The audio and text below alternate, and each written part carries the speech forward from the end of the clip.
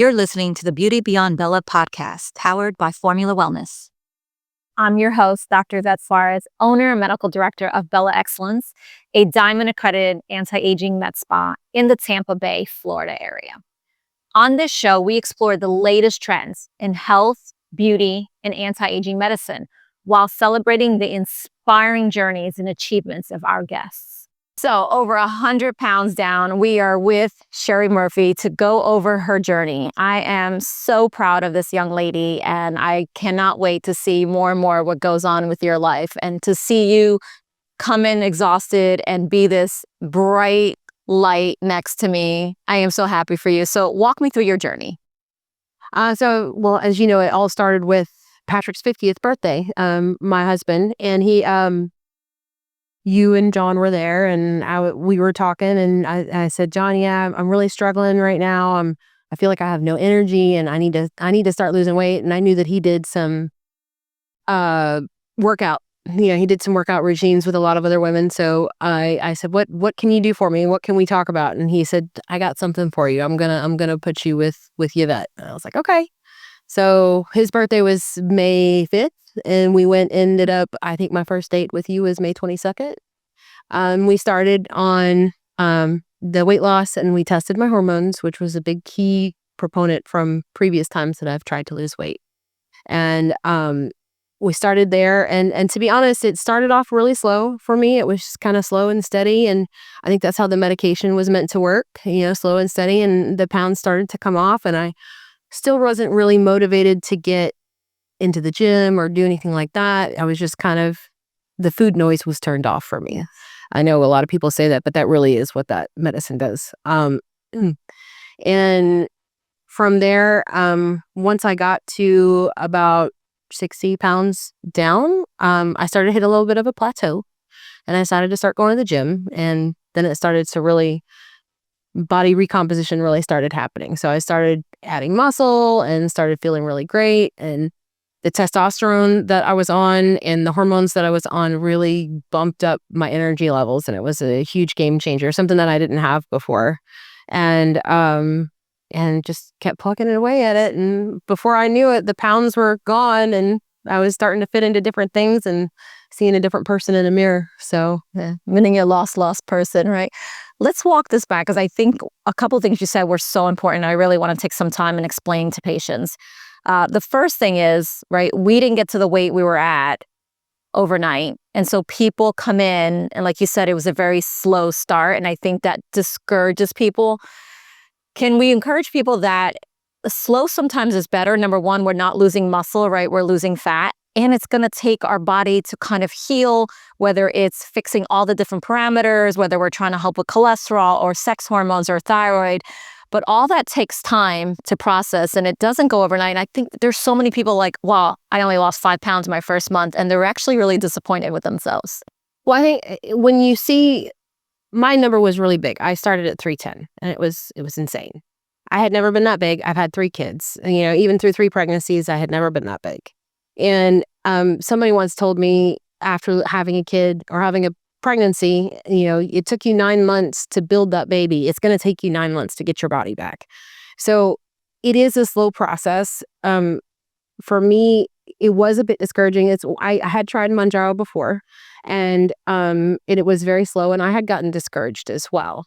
But it's been over a year. I mean, it's been a year and 3 months that it's taken me to lose this.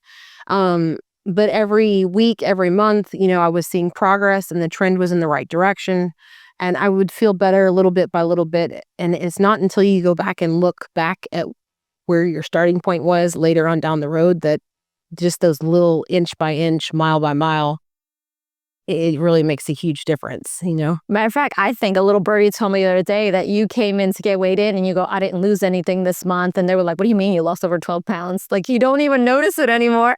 Yeah. Well, I was a little disappointed in myself, because I guess I'm a little bit neurotic sometimes. I weigh myself every day, and I know you're not supposed to do that. It's okay. But for me, it's to keep me on the right track. So even if I gain a pound or gain a pound or 2, I know that my water weight fluctuates, but as long as I'm trending in the right direction, but I do need to see it every day.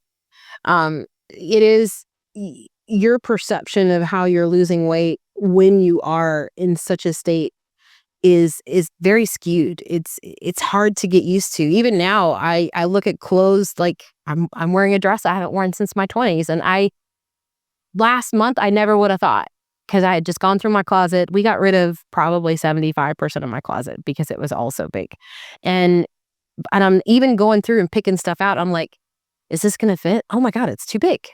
Like, you mentally have a picture of what you look like and how you fit for so long. I was overweight for so long. I was overweight for probably 5 years. And I just got used to things not fitting and things being tight. And so my mindset is still, oh, that's going to be too small and it's going to be too tight and I'm going to be uncomfortable. And then I'm just shocked when I put it on.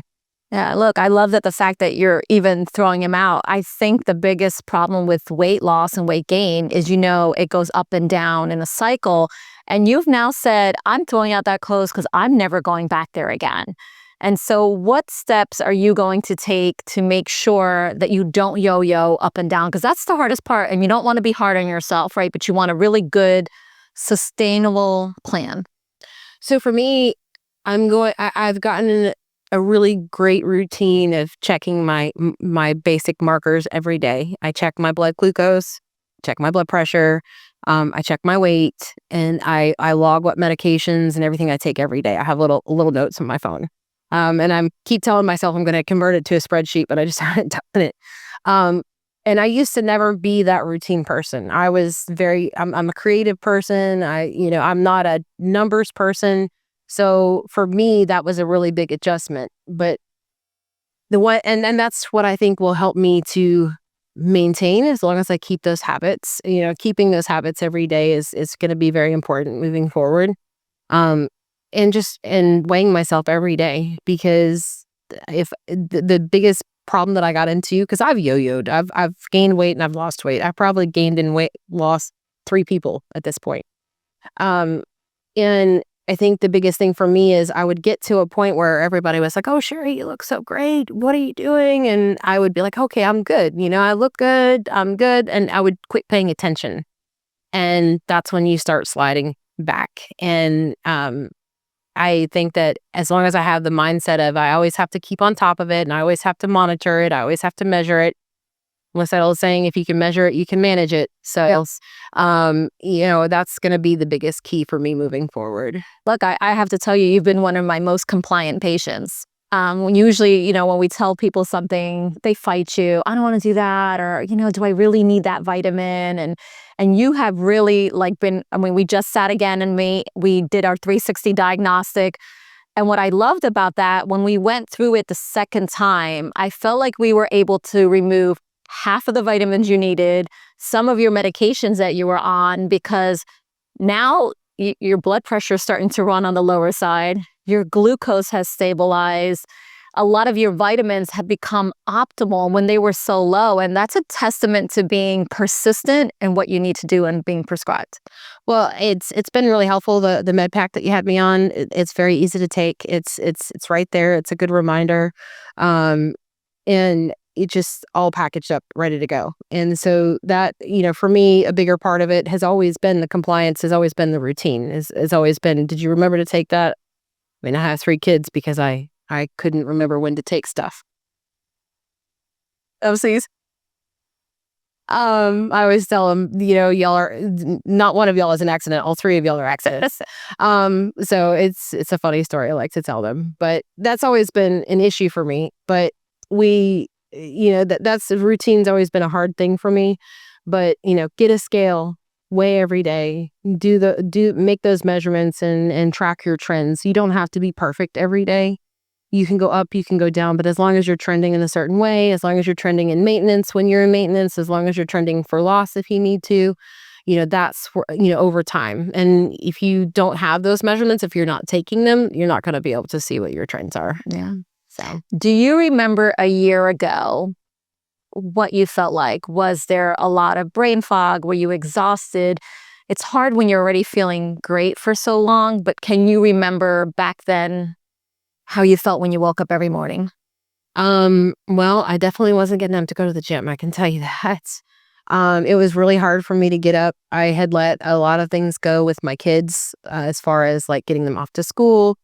I wasn't getting up and getting breakfast with them and saying, "Hey, how's your day going? Do you have a test? Do you have this?" I was just exhausted. I would literally call them from my bed and say, "Hey, it's time to get up. You need to get ready." And then I would fall back to sleep until it was time to go. And then I would take them and I would come back home and go back to sleep because I was just exhausted. So as you can imagine, not a lot gets done because like I look at my day now, I get up, I throw on a load of laundry, I take my vitamins, I take all my measurements, I make sure that my kids have something to eat and get them on their way, and then I go to the gym. And I'm not sitting on the couch and sleeping. And even then, at work, I remote work, so I sit at a desk most of the day. And during my lunch break, I would lay down and take a nap because I was that tired. Don't do that anymore. I usually get more work done and can actually end my day early sometimes, and have that time there. So No, and that's so important because I think when women go through that, or anyone, I think they can almost become depressed and sad and feel like they're not doing what they need to do. And now you're kind of reinvested, not only in yourself, but in your family. I really love that for you because it's discouraging to feel like our body can't keep up with what we want to do. And it's almost like you reinvented that part of your life again that you've missed for the last 5 years. Oh, for sure. And it's so hard because I've been through the gamut, right? My kids are older now. When they were little, there's no time to breathe when they're little. And for the moms out there who have little ones, God bless you. I know what you're going through. It's a lot. It is so much. If you work and you have little ones and you're trying to balance all these things, it's really hard. You need a lot of energy to do that. I don't even know how I did it, like in my 20s and my 30s. But I wouldn't trade those times for anything. But that's a struggle that I struggled with my weight then, but I didn't struggle as much because I was constantly going. My kids always needed me. They always needed me to do something. And as they got older, they didn't need me as much, but I still needed to be there. And I felt like I wasn't. So they didn't need me to make them their sick breakfast. They could make their own. But I still wanted to do that because that's what you want to do as a mom, right? So, just that transition from being able to kind of sort of go back to what I was doing is really nice.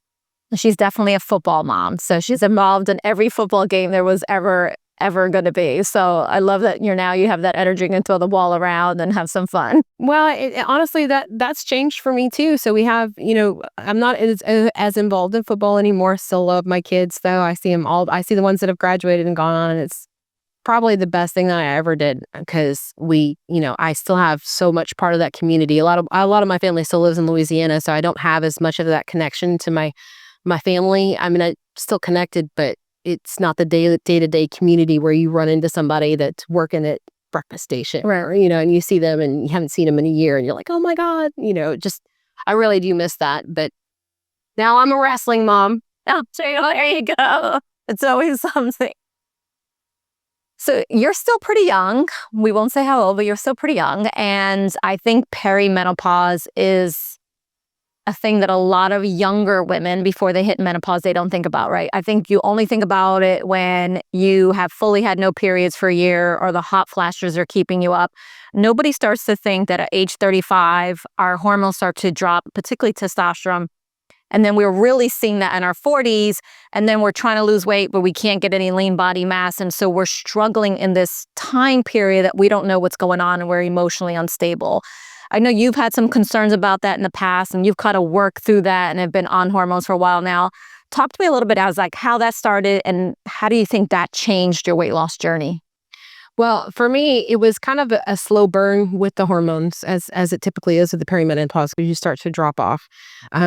There was brain fog, and there was, all these things. I had been paying attention a little bit to hormones, not quite as much as I am now. Like I try to stay up on the latest information that's out, the latest studies. I try to see what's going on in that realm. But for me, testosterone was a game changer. Total game changer. It changed my energy levels. I was a swimmer in college, so I was literally a D1 athlete. I would swim 4 hours a day, 5 days a week, and then 3 hours on Saturday. So I was working out all the time. I was lifting weights. I was solid muscle. I was like a size 4 and I weighed like 150 pounds because I was so much muscle. And it was great. I was in the best shape of my life. And to go from that to 310 pounds and not working out, not being active, that took a long time Right. to get there. And it was, I think the hormones played a role in that, because even in my 20s and my 30s, I was overweight, but I was never really overweight. And as probably my late 30s or mid to late 30s, the pounds just kept coming on. Like every year I would be 10 or 20 pounds heavier, and I would be more tired, and I would have less energy. And so when I finally did sit down with you, I knew that was a component that I wanted to do. I wanted to test my hormones and see where I was at. I was still having periods, but they were a little bit more sporadic, and I knew that was going to be a big part of it, and I needed to see where I was at. So, and it's funny because nowadays, like sitting in the sauna or talking to young women or whatever, and anybody that I see, it's like, hey, I don't care what age you are. If you're young in your 20s, get a baseline hormone test. Because when you're in your 30s and your 40s and they start to drop, you will know what your optimal levels should be and where you should be. And that way, you'll know how to start testing that. I even told that to my son. It's crazy. I said, you're 19 right now and your hormones, you're in your prime right now. Go test your hormones, see where you're at. And then just keep that tuck it away. So when you're in your 40s and you're feeling off, you can go and get them retested and be like, oh, that's why I'm off. My hormones are off. The Formula Wellness 4 cornerstones are nutrition, functional wellness, aesthetics, and brain health. These serve as a guide rail for individuals that are pursuing longevity inside and out. Formula Wellness is setting the new benchmark in preventative healthcare and aesthetics. Thank you for all of your support. To learn more, please visit www.formulawellness.com. So Sherrie wants everyone to feel 19 forever. I might have to adopt that. I look at our women and go, okay, we want to be 30 again. We're over 50. What can we do to kind of go back to that? And I have a saying all the time that if I can sprinkle a little testosterone on everyone, we would have a happier world, right? Oh, yeah. It's crazy because growing up, everybody said, oh, testosterone, broid rage, you're going to be insane. I'm like, the minute I got on testosterone, my husband didn't annoy me as much anymore. It's true. You're happier. You're happier. You are so much happier. You have more energy. You want to go do things. You don't want to just sit at the house and decompose on the couch. Right. You want to go do things. You have energy and you're happy. And that surprised me. I knew that I would get a boost in being able to work out. I would be able to do those things, but that actually really did something I didn't know about testosterone. Yeah, I think everyone thinks testosterone is only about muscle and libido. And granted, I think for libido is really important. We have saved many marriages, right? Because as we go through having children and then perimenopause, you kind of lose that urge, and that testosterone kind of revitalizes that part and actually brings you closer with your husband. But for me, the most important thing was memory, focus, and energy. And so I remember when I wasn't on it, I had to write notes, right? Every time my pellet was running out, I couldn't remember anything. I was taking lots of notes. And then I would get my pellets, and all of a sudden I was like, oh my God, why do we have this board here? And I need to do blah, blah, blah, blah. And they're like, okay, settle down. And I'm like, no, this is the way it should feel like all the time. We should be super sharp and super focused and not, I'm so exhausted. I just want to go lay down and shut my brain. Mm-hmm. And well, I think I've heard a couple of different stats and paying attention to a couple of the new studies. There's a new study that says neurologically, when women start to go through perimenopause and into the first couple of years of menopause, they lose 20 to 30% of their brain volume. And the neurological component is huge, and the rates of dementia and everything else. So we had touched on earlier, one of the reasons for my whole weight loss journey was not necessarily for the weight loss. It was because my blood pressure had gotten out of control. I actually had to go to the ER because it was like 200 over like 120. It was crazy. And I had already been on tirzepatide for about 4 or 5 months. I had lost some weight. But it really scared me because I had always told myself I never wanted to be on any medications. I never wanted to have to take a daily medication. Now I'm taking daily supplements. But the medications were to prevent something, whereas the supplements are to support and to help prevent. And I that was the turning point for me to continue down the road and, continue on this weight loss, but also focus on longevity and health more so than the cosmetic and, just losing weight so that I fit into a smaller size. It was so vitally important for me because I'm looking at, my 19-year-old and my 18-year-old and my 15-year-old. In the next 10 years, they're going to be getting married and having grandkids.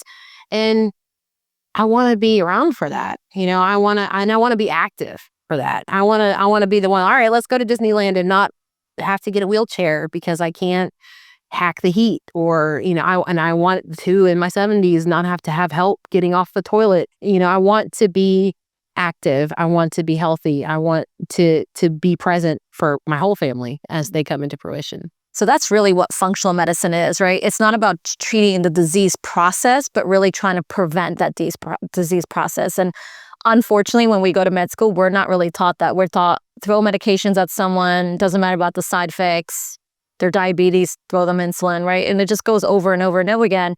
But we need to take a step back and what can we do to get you off your medications? What can we do to make your cholesterol drop, right? What can we do to prevent heart disease, knowing that the number one reason men and women die is heart disease? And there's so much things that we can do to prevent that. And so all of that, even bioidentical hormone is actually shown to decrease dementia by 40%, decrease the risk of osteoporosis, all things that we don't think about every day that is what's going to not let us get up when we get older, right? We're going to need a walker. Our risk of dying from a hip fracture goes up. And so all these things that we can do today in our life to really prevent that disease process, I think it's just going aside that people are not understanding that you can take grasp of your life right now and really change it. Well, and I think too, it's scary because sometimes, especially now in the news cycle, a lot of, doctors and pharmacologists are getting a really bad rap, but it's really hard for doctors to, which is really why I love your model so much. So let me just say that. Your model is amazing because you actually get a chance to talk one-on-one and to talk about the root causes, where I think a lot of traditional doctors, they get 15 minutes with you. They do labs once a year. It's not so much their fault. It's just the way that the system's built out. And, for instance, my cardiologist, he's great, but he literally gets to see me once a year. And he's like, okay, well, let's just adjust your meds. And I'm like, no, wait, there's so much more here that we're doing. And I think it's hard for him to do that because that's just the way the model is built out for him. And he's great. But for me, you have to be your own advocate, and you have to take control of your own life. You have to do your own research. You have to, see what works for you. Some people, some things work better than others. And, you're not going to know until you try it. You're really not going to know until you try it. And you have to be your own advocate. You have to do that research. Yeah. Always be your own advocate. I do feel a little bit bad for our colleagues who are out there because, number one, like you said, in a insurance-based model, you get 10 minutes with your patient and you got to get everything done, including transcribing in 10 minutes. There's no really time to dive down on what we can do to improve. And then if you look at the lab tests that we do, if I try to run that through your insurance, it would be, probably a $2,500 bill because the insurance says, oh, they're specialty labs. You don't need it. They don't even want to cover vitamin D, although we know that's the number one hormone to improve mortality of life. So it's interesting to me that we have to kind of skirt that, right? And do these specialty labs because the primary cares can't do them because they know that they're not going to be covered. And so they're only writing literally what's covered by pharmaceutical. And so we have to take a step back and go, well, what do I need to get better, right?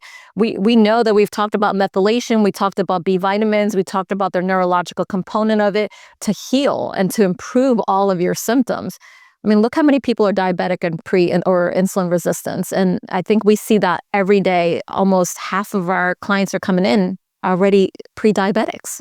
And that was a huge part of it for me too. I tested a fasting glucose, I think it was 109 when I first started. And that was pre-diabetic. And when I heard the words pre-diabetic, it really kind of scared me. Like, in my 20s and my 30s, weight loss was always about how you look and what size are you and what does that number say on the scale.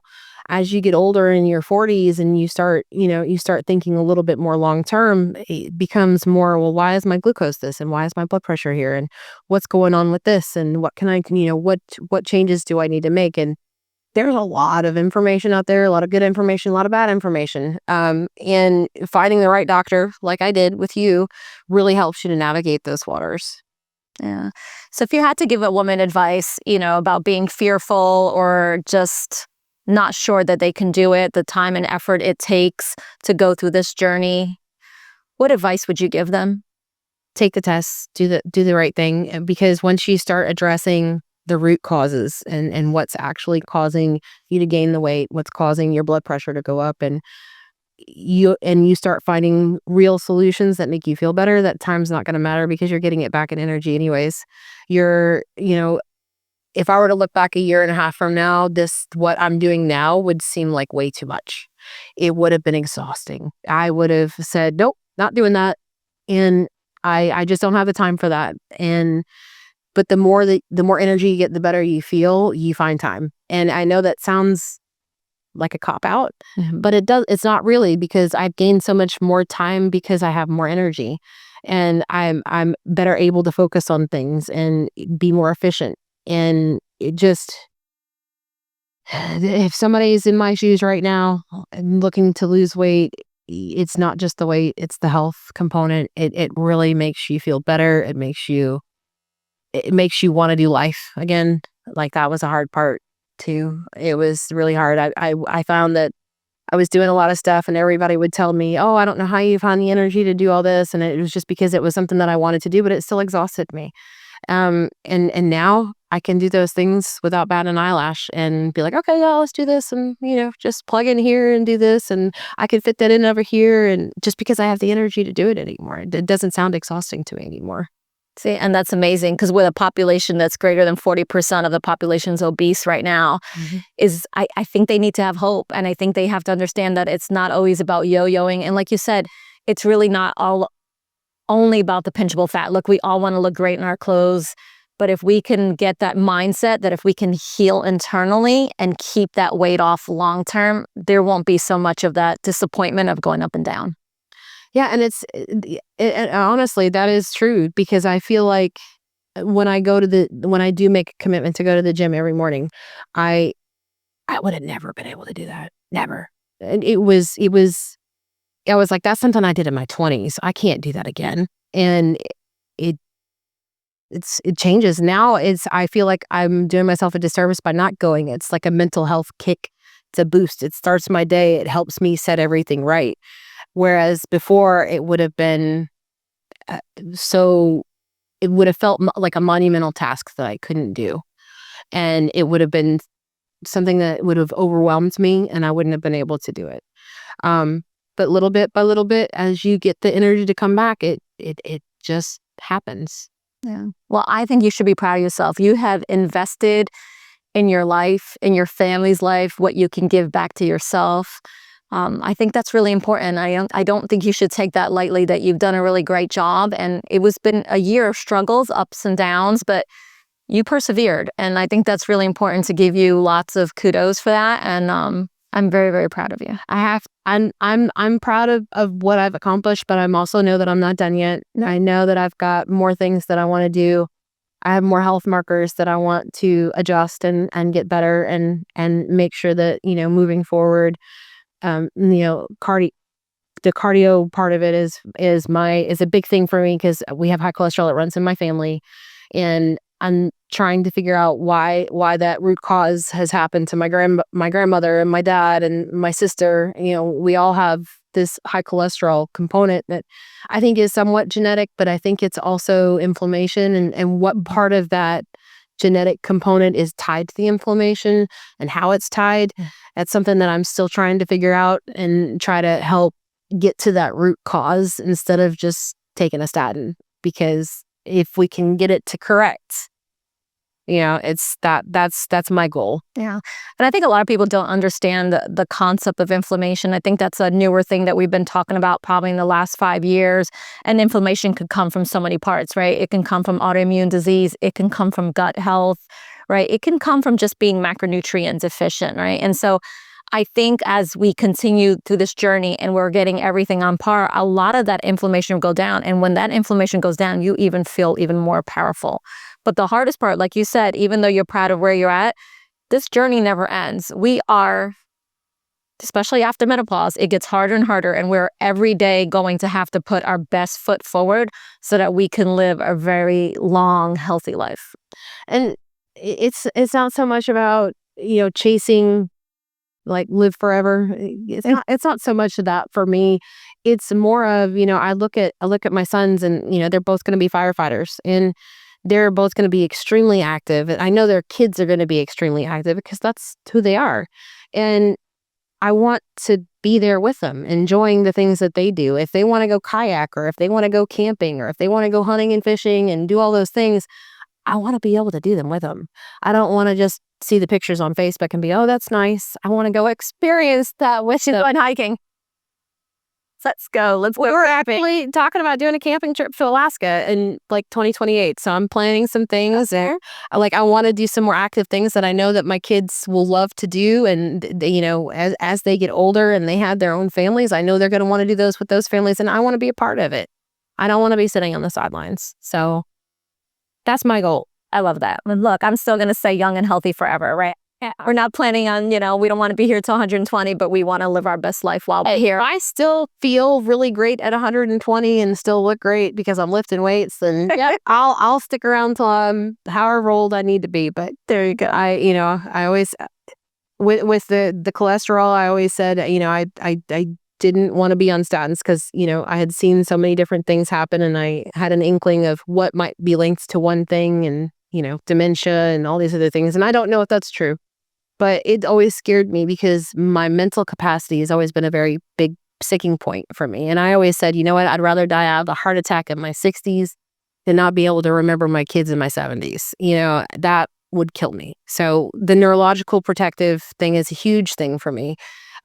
With the hormones that, reading that hormones support, your brain function as you age, that's a huge part of it for me because I value my intellect. I value, being able to have intelligent conversations and know what I'm talking about. And I watched my grandfather go through Parkinson's. I watched my grandmother go through dementia. And those things are so tough that I want to do as much as I can to protect myself from having those issues when I am older.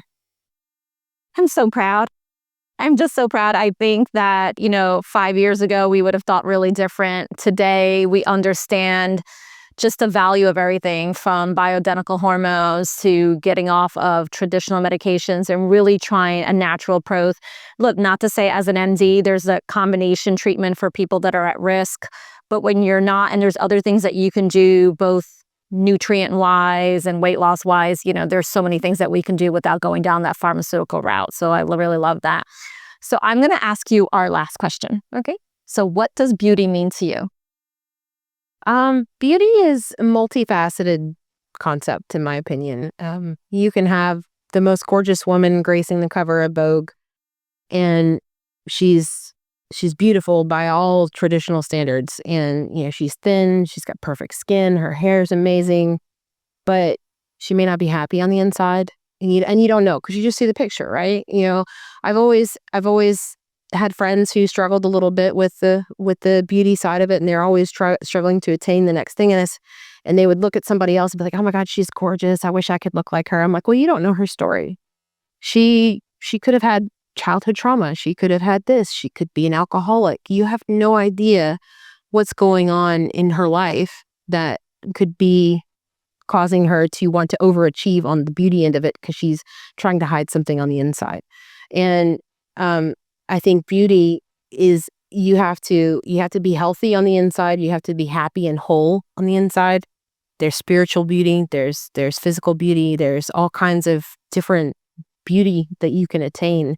And for me, beauty is being healthy, happy, and whole. Because when you're healthy, happy, and whole, it just glows and radiates out of you. Everything when the pieces fall together, it doesn't matter. You could be wearing a potato sack and you would still be beautiful because people see that energy and that beauty that's coming out from you.